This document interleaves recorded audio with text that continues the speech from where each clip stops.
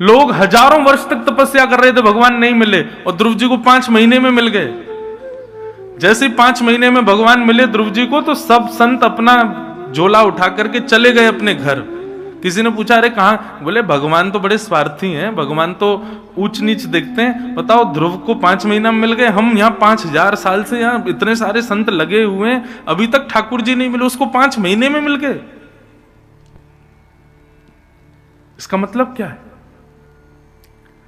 ठाकुर जी आपका वर्ष विधि नहीं। कई लोग, मैं घरों में जाता हूं, मुझसे कहते हैं, महाराज जी हम पता है 4 घंटे पूजा करते हैं, हम 4 बजे उठ जाते हैं, नहा धो करके 5 बजे बैठ जाते हैं और 8 बजे तक मैं हिलता नहीं हूं, ठाकुर जी की पूरी पूजा करता, 4 घंटे करता हूं। लेकिन 4 घंटे में आप कितनी बार तो झपकी लग जाती है, कितनी बार तो फोन उठा लेते हैं, रामू चाय बना देना, आप मेरी पूजा हो रही है पूरी।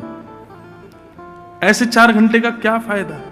लेकिन आप 4 मिनट भी ठाकुर जी के सामने बैठे और बिल्कुल निष्फिक्र होकर के, देहाभिमान शून्य होकर के, पूर्ण रूपेण ठाकुर जी के होकर के बैठते हैं, तो 4 घंटा व्यर्थ है, 4 मिनट श्रेष्ठ है।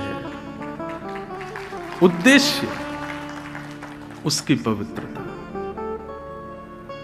बदलने को एक क्षण भी बहुत है, और ना बदलने को एक जन्म भी कम पड़ जाएगा। बदलना होगा तो एक क्षण में बदल जाओगे, बस उस क्षण में उद्देश्य पवित्र हो, उस क्षण में भाव पवित्र हो, उत्कंठा पवित्र हो। ध्रुव जी की तपस्या 5 महीने की थी, लेकिन 5 महीने में भगवत प्राप्ति की उत्कंठा। उत्कंठा मतलब, उत्कंठा किसे कहते हैं? उत्कंठा मतलब जैसे आप संसारी वस्तु को प्राप्त करने के लिए लगन लगाते हो, लगे रहते हो, मुझे आईफोन चाहिए चाहिए, कितने का मिलेगा? बोले इतने का मिलेगा, इसके लिए चाहे मुझे जो कुछ करना पड़े। माता पिता लोभ देते हैं बालक को, इतने % मार्क्स लाएगा तुझे मैं आईफोन दूंगा। तो बालक अपने भविष्य को केंद्र में नहीं रखता, आईफोन को केंद्र में रखता है और पढ़ता है, और अच्छे मार्क्स लाता है तो माता पिता उसको देते हैं। ऐसे ही बंधु, हर क्रिया के लक्ष्य में श्री कृष्ण, ये उद्देश्य की पवित्रता है। लोग वृंदावन भी आ रहे हैं ना, तो उनका उद्देश्य पवित्र नहीं है। उनका उद्देश्य वहां भी पुण्य की प्राप्ति, और क्षमा करें हाथ जोड़ के प्रार्थना।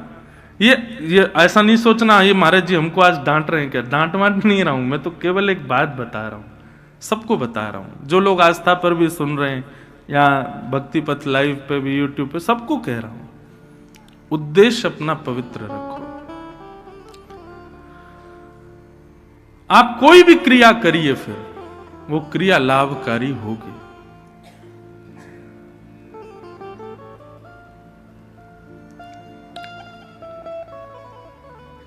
5000 वर्ष की तपस्या से ठाकुर जी नहीं मिले, 5 महीने की तपस्या में ठाकुर जी प्रकट हो गए। क्यों? क्योंकि ध्रुव की तपस्या में उत्कंठा बहुत थी, तड़प बहुत थी ठाकुर जी से मिलने की। स्वामी विवेकानंद ने पूज्य श्री रामकृष्ण परमहंस जी से जाकर के कहा, मुझे भगवान से मिलाओ। रामकृष्ण परमहंस बोले, 100 माला करके आओ, भगवान मिलेंगे। स्वामी विवेकानंद जल्दी जल्दी 100 माला करके आ गए। बोले, गुरुजी 100 माला हो गई, भगवान नहीं मिले मुझे। बोले, 1000 माला करो फिर मिलेंगे। 1000 माला जल्दी जल्दी कर दी, बोले भगवान नहीं मिले। बोले, सुनो 5000 माला करो। 2-3 दिन तक लगे रहे महाराज, स्वामी विवेकानंद भगवान मिलेंगे, भगवान। 5000 माला हो गई, नहीं मिले। गुरुजी आप बता नहीं रहे भगवान कैसे मिलेंगे। रामकृष्ण परमहंस लेकर के गए गंगा के तट पर और कहा, वस्त्र उतारो, डुबकी लगाओ। बोले, क्यों? बोले, भगवान से मिलवाता हूं तुमको। जैसे ही डुबकी लगाई तो विवेकानंद जी का सर डुबो दिया रामकृष्ण परमहंस ने। जैसे ही सर डुबोया तो छटपटाने लगे, व्याकुल हो गए। थोड़ी देर में जब हाथ हटाया तो बाहर आए, श्वास लेने लगे, पानी वानी पी गए थे, खांसने लगे। बोले, गुरुजी आपने क्या किया? मेरा सर क्यों डुबा दिया आपने? आपको पता है मुझे श्वास नहीं आ रही थी, मैं मरने वाला था, थोड़ी देर आप हाथ नहीं हटाते मेरे प्राण निकल जाते। रामकृष्ण परमहंस बोले, तुम क्यों छटपटा रहे थे भीतर? किस चीज की कमी लग रही थी? बोले, श्वास की कमी लग रही थी। बोले, ऐसी छटपटाहट जब कृष्ण की प्राप्ति के लिए होगी तब ठाकुर जी मिलेंगे। जैसी छटपटाहट तुमको वायु के लिए, जैसी छटपटाहट हम आप सबको भोजन की, जैसी छटपटाहट व्हाट्सएप खोलने की, फेसबुक चलाने की, फोटो खिंचाने की, अरे कुछ नहीं करना। ये छटपटाहट हमारे अंदर है, लेकिन है किसके लिए? सांसारिक भावों के लिए। वही छटपटाहट, वही व्याकुलता, वही स्थिति यदि ठाकुर जी के लिए हो जाए तो उद्देश्य पवित्र है। यहां पर बैठे आप सब में अधिकतर, ठीक है सबका होगा भाव, लेकिन किसी का यह भाव नहीं होगा कि 6 दिन के इस भागवत के प्रसंग में मुझे ठाकुर जी के प्रत्यक्ष दर्शन हो जाएं। ऐसे भाव से कोई बैठा है? नहीं बैठे तो अब बैठो। वृंदावन है भैया, यहां आप कथा सुनने आ गए हो, ये बहुत बड़ी श्री जी की कृपा है आपके ऊपर। मैं भी सुना रहा हूं, ये भी मेरे, हम कथा वक्ता जरूर हैं, लेकिन वृंदावन में ही कथा नहीं कह पाते, सब जगह कहते हैं। तो वृंदावन में कहने का अवसर मिल रहा है, तो मुझ पर भी कृपा है श्री जी की, आप पर भी कृपा है कि आप बैठे हो। बस अपना उद्देश्य पवित्र कर लो कि हम कथा सुने और जब जाएं यहां से, कभी निधिवन जाएं, सेवा कुंज जाएं, बिहारी जी जाएं, राधा वल्लभ, राधा रमण जाएं, जहां भी जाएं, कभी ऐसी कृपा हो, छटपटाहट ऐसी रहे कि अब जो आगे गली आएगी उसमें मुड़ते ही हमको कहीं श्याम सुंदर दिख जाए। अब हम जैसे आगे जाएंगे तो वहां हमको कहीं ठाकुर जी के दर्शन हो जाएं।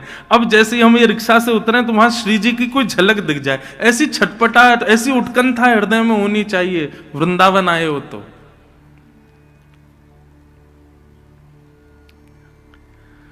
उद्देश्य पवित्र रखो बंधुओं। श्रीमद् भागवत, मैं आपके सामने खुली बात कहूं, मैं कथाओं में भी कहता हूं, आप यदि धर्म, अर्थ, काम, मोक्ष या सांसारिक किसी कामना से कथा सुन रहे हैं, करा रहे हैं, आपकी वो कामना कभी पूरी नहीं होगी। श्रीमद् भागवत से केवल एक कामना रखो,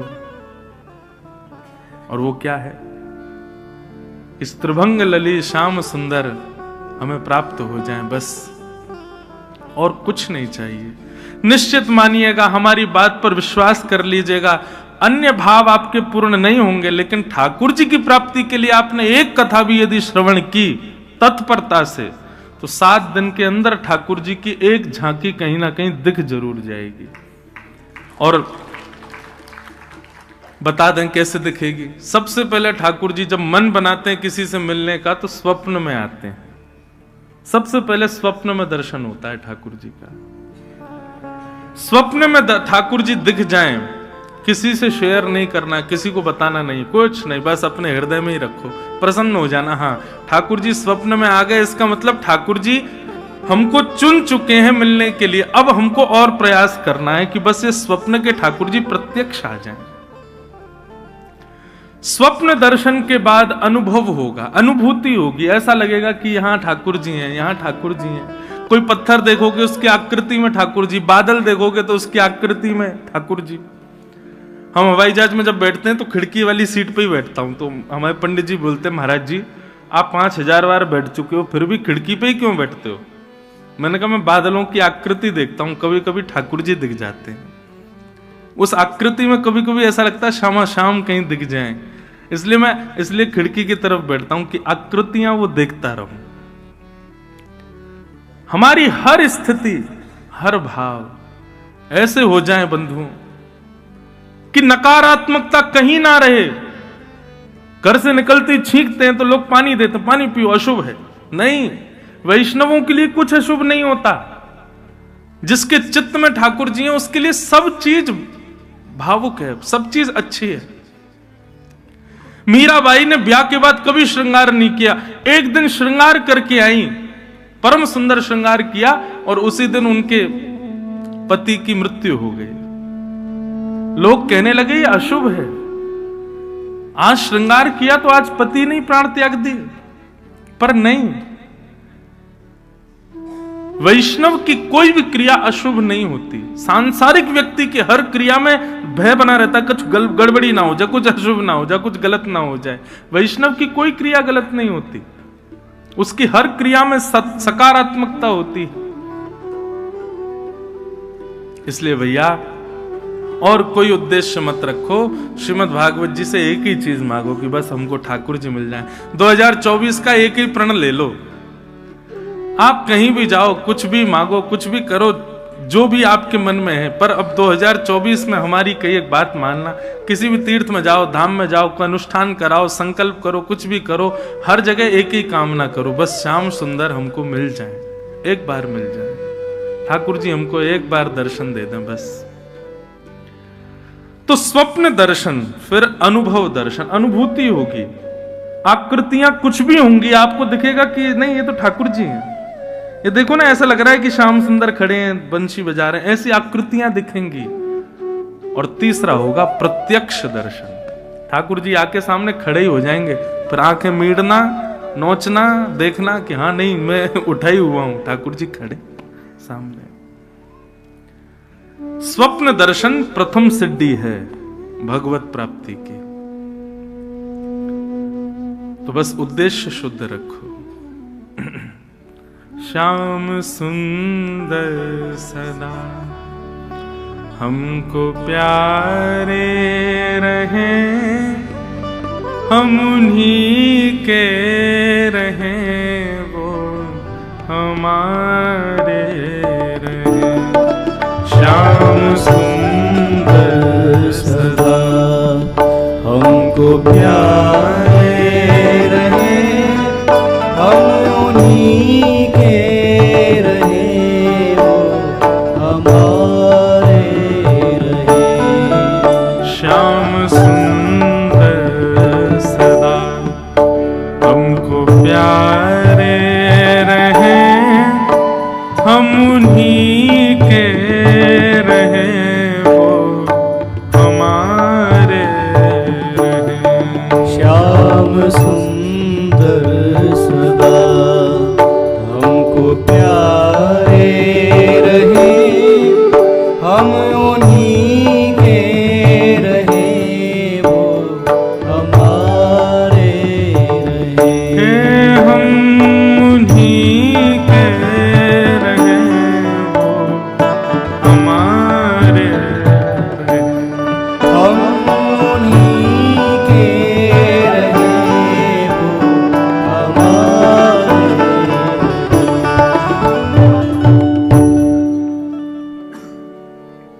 आइए अब भागवत के प्रथम स्कंद में प्रवेश करें। कल हम आप सब लोगों ने महात्म का श्रवण किया। प्रथम स्कंद और प्रथम श्लोक श्रीमद् भागवत का सब लोग ध्यान में, केंद्र में ठाकुर जी को विराजमान करके श्रवण करो। जन्माद्यस्य यतोऽन्वयादितरतः चार्थे स्वविज्ञस्वराट्, तेने ब्रह्म हृदय आदि कवये मुह्यन्ति यत्सूरयः। तेजो वारिमृदां यथा विनिमयो यत्र त्रिसर्गो मृषा, धाम्ना स्वेन सदा निरस्तकुहकं सत्यं परम धीमहि। श्रीमद् भागवत के प्रथम श्लोक में किसको वंदन किया गया? सत्यम परम धीमहि, जो भी परम सत्य है मैं उसको वंदन करता हूं। यहां पर स्पष्ट नाम क्यों नहीं लिया गया? सीधे भगवान का नाम ले लेते तो एक जो ये विडंबना लोगों के मन में बनी हुई है, शंकर जी बड़े हैं कि भगवान कृष्ण बड़े हैं कि जे बड़े हैं कि वो बड़े हैं, ये जो ऊंच नीच बनी रहती है सबके मन में, ये क्लियरिफाई हो जाती कि हाँ चलो भागवत के प्रथम श्लोक में इनको वंदन है तो ये सबसे बड़े। एक बात कहें बंधुओं, ये बड़ा छोटा ये हम संसारी लोगों की दृष्टि में होता है, देवताओं में, ठाकुर जी में शायद ये भाव कभी नहीं होता होगा। ये हम मानवों के अंदर ही होता है कि ये ऊंचे हैं, ये छोटे हैं, ये बड़े हैं, ये नीचे हैं, ये काले हैं, ये गोरे हैं, ये धनवान है, ये निर्धन है। ठाकुर जी की दृष्टि में तो समत्व भाव होता है, सम। ये दृष्टि हमारी होती है कि हम ऊंच नीच देखते हैं। ठाकुर जी को इससे कोई अभिप्राय नहीं। बहुत सावधानी से सुनो। सत्यम परम धीमहि, यहां पर परम सत्य को वंदन किया गया। सत्यम धीमहि कह देते, मैं सत्य को प्रणाम करता हूं, ऐसा भी नहीं। परम क्यों कहा? परम सत्य कौन है? कलयुग केवल नाम आधारा, सुमिर सुमिर नर उतरे ही पारा। एक बात बहुत ध्यान से समझ लीजिए बंधुओं कि कलयुग में तीर्थ यात्राएं करना, बहुत मंदिरों में जाके दर्शन करना, ये इतना जरूरी नहीं है। कलयुग में तन को एक जगह बिठा करके मन से ठाकुर जी का नाम उच्चारण करना, यह बहुत आवश्यक है। कलयुग में नाम की प्रधानता ज्यादा है, दर्शन की प्रधानता, ठाकुर जी के श्रृंगार की प्रधानता, ठाकुर जी के उत्सवों की प्रधानता ठीक है, करनी चाहिए जब समय मिले, जब अवकाश हो, पर सबसे ज्यादा प्रधान है ठाकुर जी का नाम स्मरण। लेकिन आपको एक बात बताएं, व्यक्ति तीर्थ यात्रा कर लेता है, व्यक्ति उत्सव कर लेता है, ठाकुर जी की सेवा श्रृंगार कर लेता है, लेकिन उससे कहो एकांत में बैठ के नाम जपो, वो नहीं कर पाता। क्यों? मन एकाग्री नहीं है। बंबई में मेरी कथा चल रही थी तो एक व्यक्ति बोला, महाराज जी जब मैं नाम जप करता हूं ना तो नेत्र बंद करता हूं तो मुझे ठाकुर जी नहीं, मुझे अप्सराएं दिखती हैं, मैं क्या करूं? सोचो, आप हंस तो गए सब, लेकिन एक बात कहें, यहां पर बैठे भी 95% लोगों को भी ऐसा ही कुछ दिखेगा, ठाकुर जी नहीं दिखेंगे। यहां पर बैठे भी 90% लोगों को ठाकुर जी नहीं दिखेंगे नेत्र बंद करने पर। और ये इसका कारण क्या है? चित्त हमारा मलिन है। अधिकतर लोगों को सुना जाता है, वो सुबह उठ के अपना जब स्वप्न बताते हैं तो जरूर कोई अपशगुन ही देखा होता है, उन्होंने कुछ विचित्र ही देखा होता है। कभी कोई भगवत दर्शन करके प्रसन्न हुआ हो कि मैंने स्वप्न में ठाकुर जी देखे, बहुत अच्छी बात है, बताना ही नहीं वो तो। पर हमारे चित्त में मलिनता है, इसलिए नेत्रबंद करने पर भगवत दर्शन नहीं होता। लेकिन एक बात कहें बंधु, घबराओ मत, होने दो। नेत्र बंद करते हो, नाम जप करते हो, कुछ दूषित दिखता है या जिसका चिंतन करते हो वही दिख रहा है, या फिर धन दिख रहा है, भोजन दिख रहा है, या कुछ भी दिख रहा है, दिखने दो। आप लगे रहो, आप अपना प्रयास करते रहो। आप उस नाम जप को छोड़ो मत, ये बहाने से कि हमें शुद्धता नहीं आ रही है मन में। आप करते रहो, लगे रहो। करत करत अभ्यास के मनमत होत सुजात। अभ्यास में लगे रहो। Practice makes man perfect. अभ्यास से ही परफेक्शन आता है।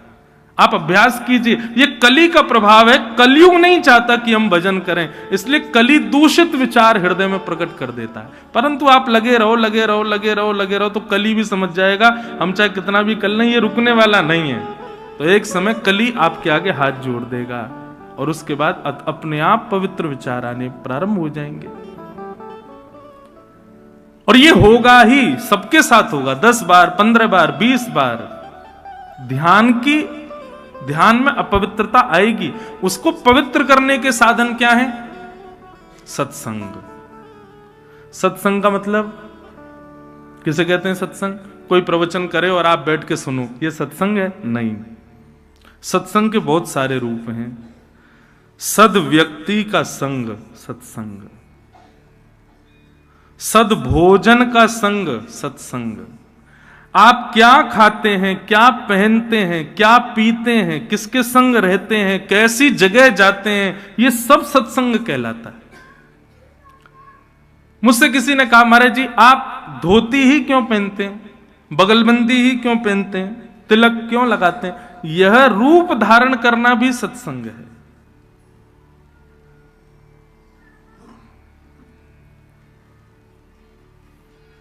बाहर रोड पर कोई ठेले वाले ने कुछ चाट वाट बेच रहा हो, वहां आप लोग जाएंगे ना तो वो कुछ नहीं कहेगा, जैसा कहो कि बना के दे देगा। लेकिन धोती पहन के बगलबंदी पे तिलक लगाए हम जाएंगे ना तो हमसे वो 5 बार पूछेगा, महाराज जी मैं थोड़ा साफ कर दूं, मैं थोड़ा हाथ धो लूं, ये पवित्र है, शुद्ध है, कोई दिक्कत नहीं। अरे और छोड़ो, फ्लाइट में जो एरोस्टेज भोजन परोसने आती है ना, वो सबसे पूछती है वेज नॉन वेज, लेकिन हमारा रूप देख के वो नॉन वेज तो बोलती ही नहीं है।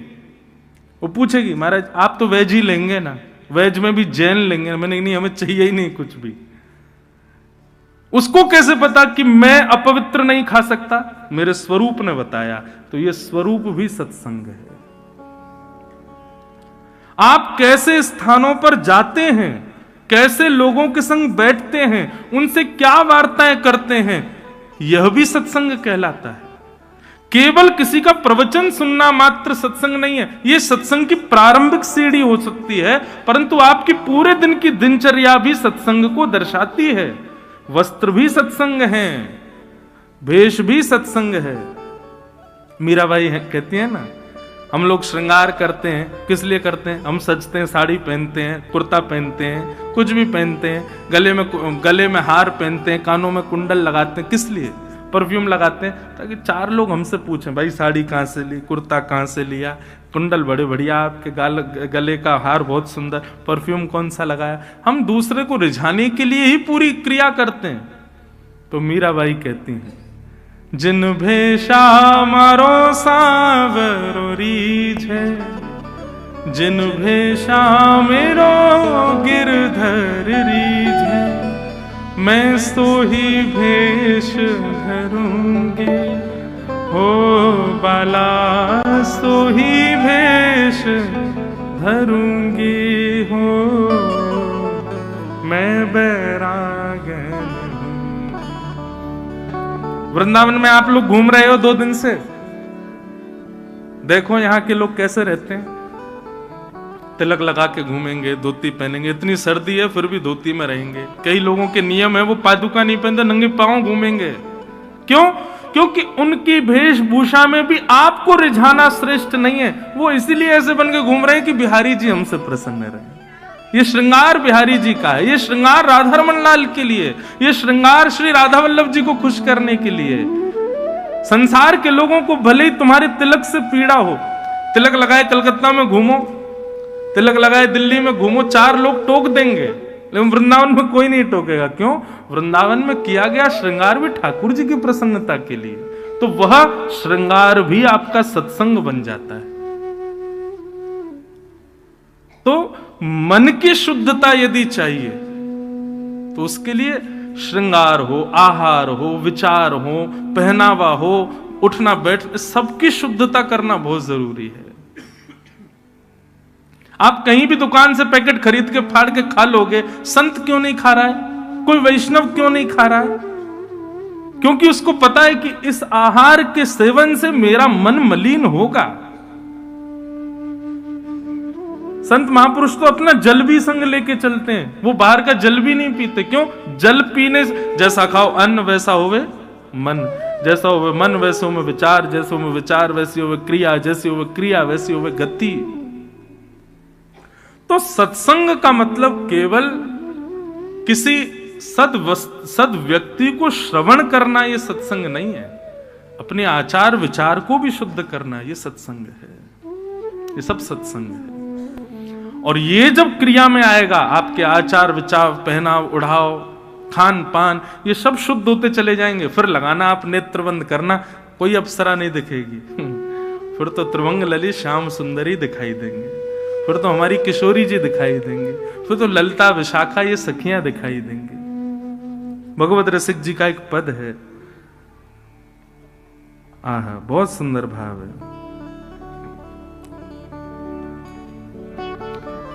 हमारो वृंदावन उर और, हमारो वृंदावन उर और। क्या अर्थ क्या है इसका? श्री भगवत रसिक जी कह रहे हैं कि हमारे लिए प्रकट वृंदावन नहीं है, हमारा वृंदावन तो हमारे चित्त में है, हमारे हृदय में है। बंधुओं, अप्रकट वृंदावन में ये ईंट पत्थर नहीं है, अप्रकट वृंदावन में ये सब हॉल नहीं है, ये बने हुए बड़ी बड़ी बिल्डिंगें नहीं है अप्रकट वृंदावन। वास्तविक वृंदावन में तो चिन्मय है वो। वहां पर वृक्ष भी राधा कृष्ण, वहां के वृक्ष वल्लरियां, वहां के कोई इमारत भी दिखे ना अप्रकट वृंदावन, तो वो भी श्याम सुंदर है। और वो वृंदावन कहां बसता है? वो हमारे चित्त में बसता है, हमारे मन में रहता है।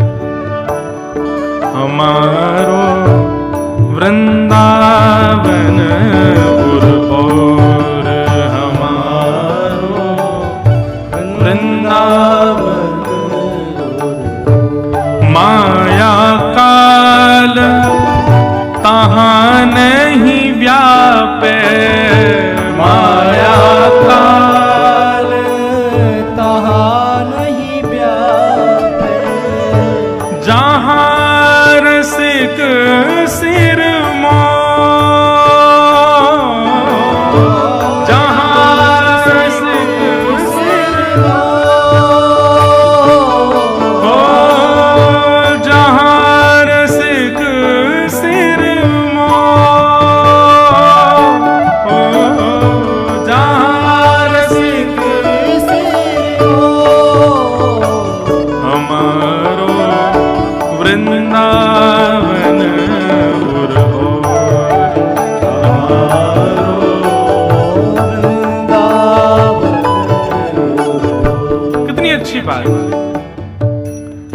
जहां पर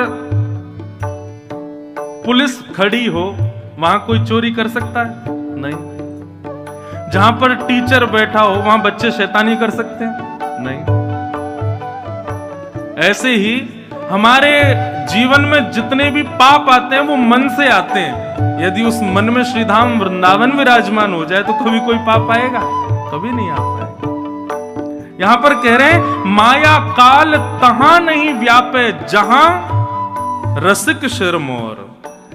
बोले भैया तन से वृंदावन आ रहे हो, तन से वृंदावन में रह रहे हो, इसका कोई अभिप्राय नहीं है। तन को कहीं भी घुमा लो, तन जैसे यहां से बाहर जाएगा फिर बिगड़ जाएगा। इसलिए क्या करो, जितने समय के लिए वृंदावन आए हो प्रयास करो कि उतने समय में वृंदावन को चित्त में लेकर के चले जाओ। वृंदावन सदा चित्त में रहे तो वहां पर किसी भी प्रकार का पाप प्रवेश नहीं कर पाएगा। माया काल तहां नहीं व्यापे, माया काल तहां नहीं व्यापे, जहां रसिक सिर जहां रसिक सिर हमारो वृंदावन